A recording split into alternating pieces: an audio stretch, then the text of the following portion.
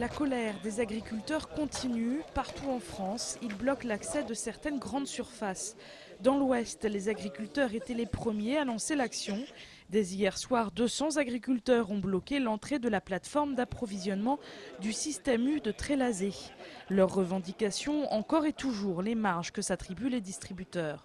On a une opacité concernant justement les marges que chacun prenne et on a vraiment l'impression qu'au final, c'est le producteur qui est obligé d'écraser ses prix et qui, en l'occurrence pour moi qui suis producteur de lait, suis obligé de vendre mon lait en dessous du prix de revient en ce moment.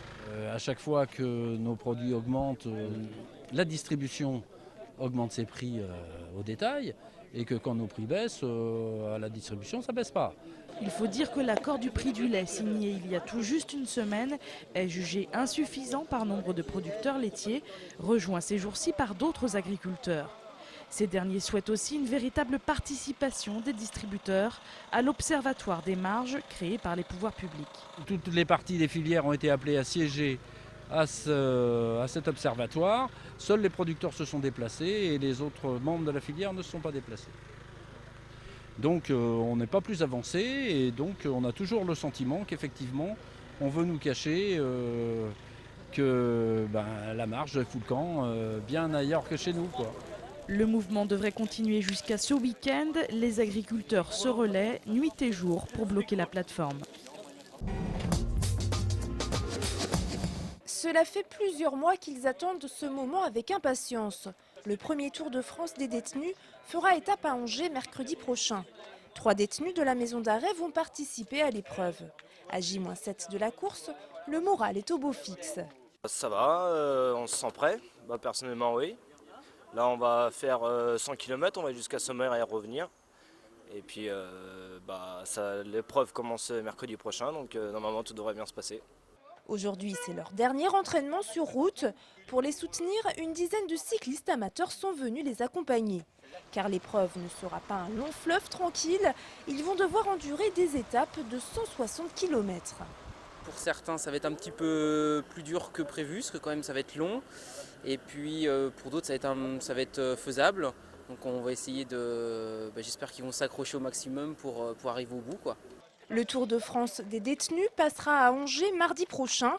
Les Angevins participeront aux 3 dernières étapes. L'arrivée est prévue à Paris le 19 juin. C'est fait, Saint-Léonard alignera bien une équipe en National 1 la saison prochaine et on va avoir droit à de vrais derbys angevins avec l'ABC. Le club a réussi ce jeudi l'examen de passage devant l'organisme de contrôle de la Fédération française de basket. Un succès pour son nouveau président Alexandre Pietrini. Grâce au soutien de la mairie de Trélazé, Saint-Léonard a réussi à trouver 100 000 € supplémentaires de sponsoring pour atteindre un budget de fonctionnement de 400 000 €. Le club va néanmoins continuer les discussions pour un rapprochement avec l'ABC d'ici un an. En attendant, son joueur phare, Johan Rathieville, a finalement décidé de rester. Et Jackie Périgois, ancien coach de Quimper, devrait prochainement s'engager. L'homme du jour, c'est Willy Bernard. Invité ce jeudi de Foot Foot, le président d'Angesco a une nouvelle fois demandé la construction d'un nouveau stade à Angers. Si cette éventualité n'était pas retenue par la mairie, Willy Bernard envisage même de se retirer de la direction du club. J'ai besoin d'un nouveau stade. Aujourd'hui, j'ai pris conscience de la difficulté économique dans laquelle tout le monde se trouve, y compris les collectivités. J'ai d'ailleurs proposé à monsieur le maire de construire un stade très très raisonnable, puisque ça serait le même que celui de Sedan, qui aurait un coût maximum de 35 millions d'euros, entre 30 et 35 millions d'euros. Pour Michel Hautebine, l'adjoint chargé des sports à la ville d'Angers, qui a officiellement réagi cet après-midi, la solution de la reconstruction de Chambouin reste la meilleure. Foot Foot sera notamment diffusé en intégralité ce soir sur l'antenne d'Angers 7 à partir de 22h45.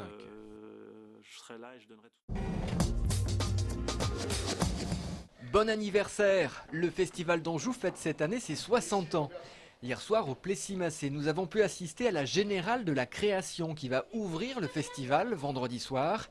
La Nuit des Rois de Shakespeare est en quelque sorte un juste retour des choses. Il y a 60 ans, quand le Festival d'Anjou a commencé sa vie, et on ne savait pas à l'époque ce qu'il allait devenir, ni même s'il allait durer. C'est par une représentation de Roméo et Juliette au château de Brissac que tout a commencé. Donc je trouvais intéressant de recommencer avec Shakespeare, avec une autre pièce, puisque c'est une autre époque. En tout cas, Nicolas Briançon, qui en signe la mise en scène, s'amuse bien. Il faut dire que La Nuit des Rois, c'est sans doute la plus brillante des comédies de l'auteur britannique. On se croirait dans certains Lem Show. Viola, qui se fait passer pour un homme, est chargée de déclarer la flamme de son maître, le comte Orsini, à la belle Olivia. Problème, Viola, en tant que femme, aime secrètement son maître, et Olivia l'aime parce qu'elle la croit homme. Et d'où est l'amour imploré, mais meilleur s'il se donne sans être imploré. On parle l'innocence, je jure. La création s'attaque à l'Everest du théâtre classique et offre à Sarah Giraudot, Chloé Lambert et Harry Elmaleh une interprétation intemporelle.